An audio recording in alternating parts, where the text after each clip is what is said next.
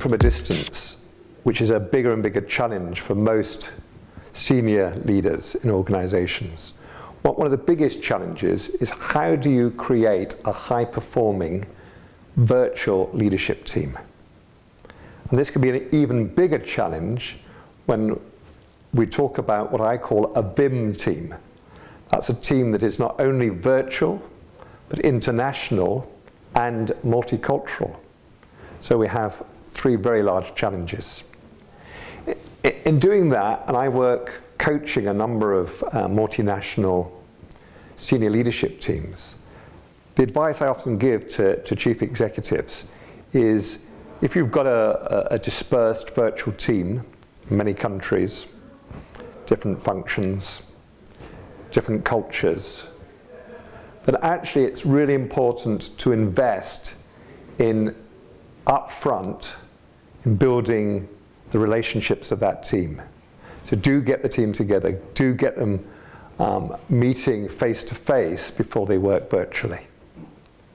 So that's the first bit of advice. The second is to remember that actually to create a high-performing team, you need to have a compelling collective endeavor.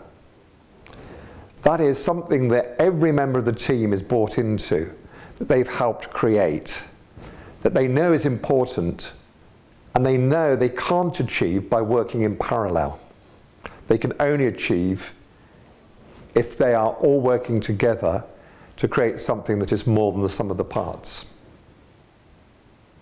The third bit of advice that I talk about in my book, Leadership Team Coaching, that came out last year, is if you're trying to create meetings which are virtual, you have to be far more structured and far more focused.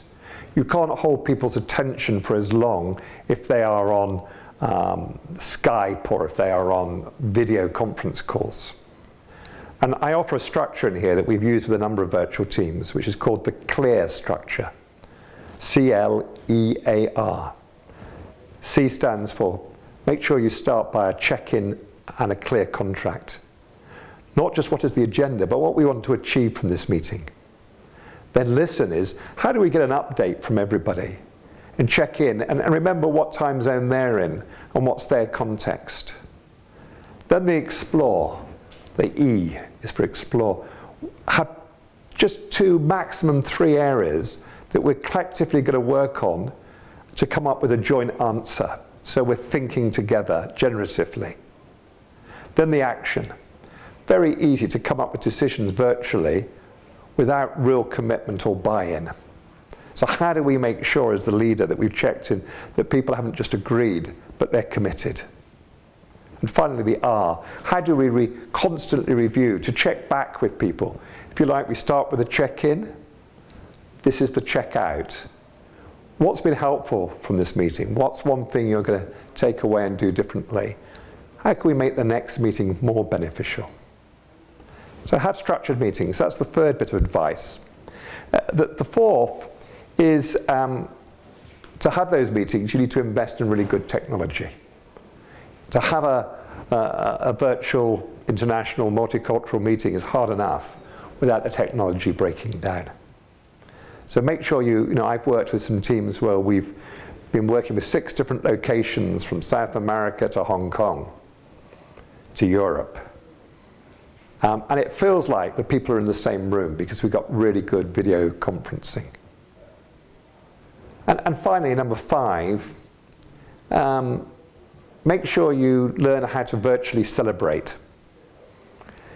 It's very important for teams that work together, often what happens in the corridors, what happens in the bar at the end of work, or when we have a party to jointly celebrate.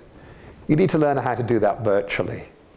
So this morning I've just sent an email to one of the people who works for me who's just had a baby to congratulate him and his wife and wish them well. And I've sent another email to somebody who works for me in Germany to celebrate the fact they've just won some new work. So how do we create intimacy at a distance? How do we have that sense of being closely in contact across miles?